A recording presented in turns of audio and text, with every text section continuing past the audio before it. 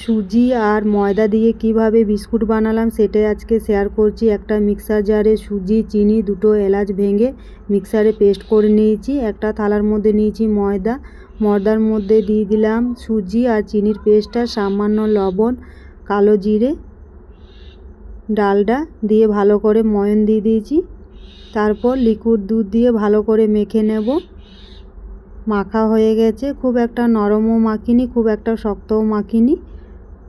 তারপর মেলে নিলাম মোটা করে, তারপর চৌকো করে কেটে চাকুর সাহায্যে ডিজাইন বানিয়ে নিয়েছি। তারপর কড়াইয়ে সাদা তেল দিয়ে দিয়েছি, তেলটা গরম হয়ে গেছে। তারপর বিস্কুটগুলো দিয়ে দিলাম, লাল করে ভেজে নেব। লাল করে ভাজা হয়ে গেছে, তারপর আবারও আমি বিস্কুটগুলো দিয়ে দিয়েছি, দিয়ে আবারও ভেজে নিলাম। তারপর একটা গোল ডিজাইনের বিস্কুট বানালাম, তার মধ্যেও চাকুর ডিজাইন দিয়ে দিয়েছি।